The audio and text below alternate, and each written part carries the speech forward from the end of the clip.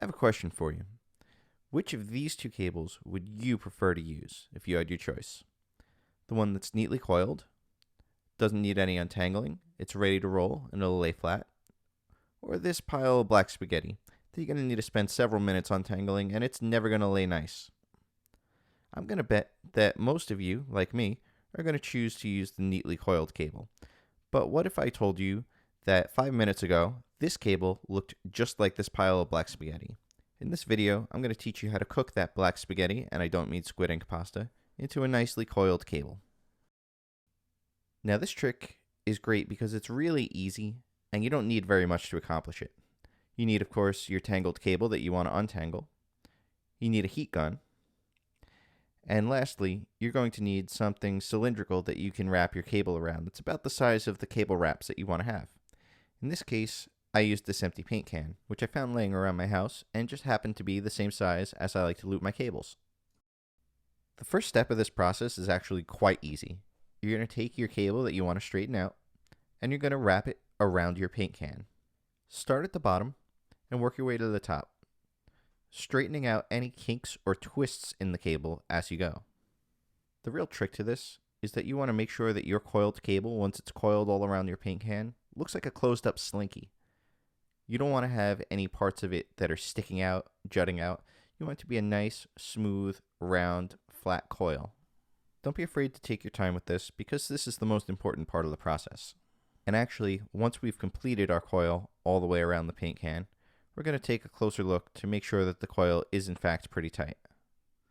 Now looking more closely, you can see that the cable is coiled fairly neatly and tightly around the paint can. So we're just going to spin around the paint can and inspect it, make sure that it's in there nice and tight, and kind of massage it into shape as well as we can. Remember, our goal is a closed slinky, a nice, tight, smooth coil with no bumps sticking out. As close as you can manage, of course. If your cable's really kinked, this might be harder. Once you're satisfied that you have a nice, neat coil around the paint can, you're going to take your heat gun, and we're going to apply heat to the cable going all the way around the can. We're going to go really slowly, only heating it up enough that the cable gets hot to the touch, but not heating it up so much that the cable starts to melt. If the cable starts to get shiny or get sticky, then you should stop and remove the heat and let it cool off because you don't want to damage the cable and ruin it in the process of trying to save it. Now remember that we want to heat the entire cable, so we're going to spin the paint can while we're applying the heat gun to make sure that we're hitting the whole cable. Touch the cable every so often just to make sure that it's getting hot. Once you're confident that you've uniformly heated the cable, turn off your heat gun and set it down to the side. Now that the cable's been heated up, you're going to find that it's a lot softer and more pliant and easier to manipulate. So we're going to spin the can around and we're going to check our coil, removing any kinks or twists while this cable's nice and soft. Once you're satisfied that your cable's as neat as you're going to get it, it's time to take a break. You're going to want to let this cool down for about 5 minutes, so this is the perfect opportunity for a coffee break. Alright, you've had your coffee break, back to work. Go back and unwind the cable from the paint can. Straighten it out as you do so. Remove any remaining kinks or twists in the cable.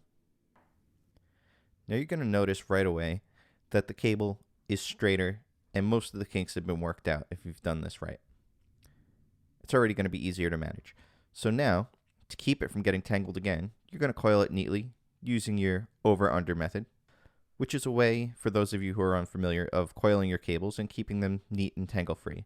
I'm going to do a video on cable management in the future, but for now, just make sure you coil your cables neatly because you don't want a repeat of the black spaghetti incident, do you? We've eliminated the kinks and tangles in our cable, and now we have two nice, neatly coiled cables that are ready to go on your next gig. I hope this has been helpful for you. If you have any friends who are super anal about keeping their cables neat, please share this video with them so that they can also straighten out their black spaghetti and have nice, neat coils. If you've got any questions, if anything wasn't clear, of course, let me know in the comments. I'd be happy to try to clarify and help you out. Until next time, guys, happy cabling.